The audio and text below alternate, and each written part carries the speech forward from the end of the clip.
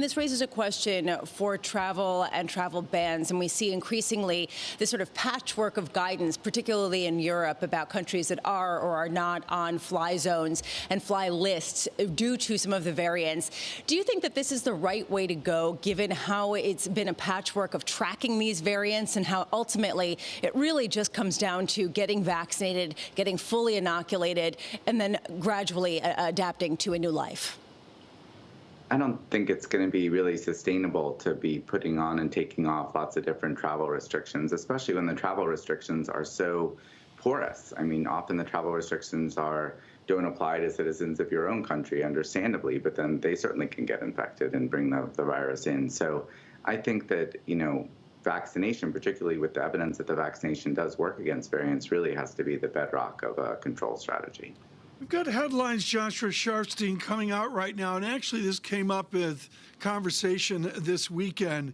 The idea of the overlay of pneumonia on all of this virus pain that we've had. Pneumonia is a bacterium, and of course COVID is a virus. The headline is Pfizer is studying a pneumococcal conjugate with COVID-19 booster. That's fascinating to me. Is the next step here some kind of virus-bacterium combination of a vaccine?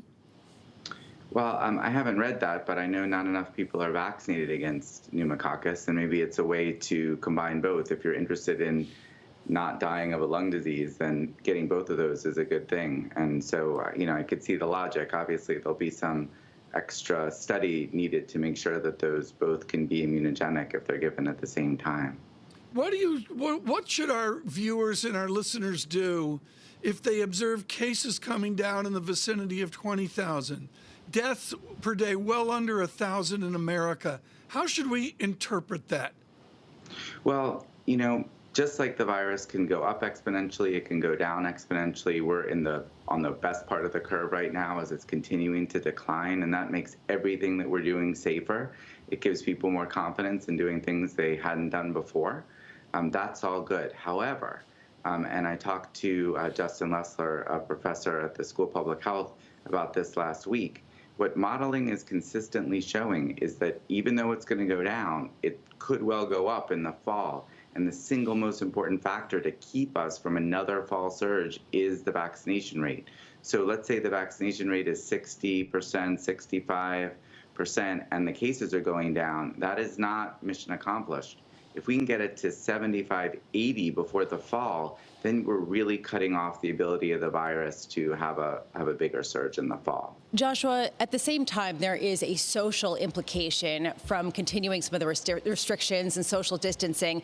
I was reading an article over the weekend about opioid overdoses and how they've skyrocketed over the past 14 months, people in isolation, drug abuse issues becoming even more prevalent. There is a health impact to continuing the social isolation by some of these policies.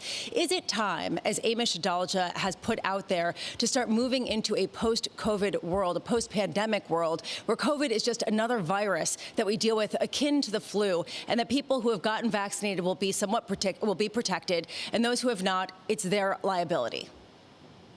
So 2 points. First of all, with respect to opioid overdoses and many of the consequences, I think it's a mistake to think of these as consequences of the response. We had a global pandemic that kept people, isolated, and that happened regardless of the response that was going to happen, or we were going to have incredible death rates from the virus.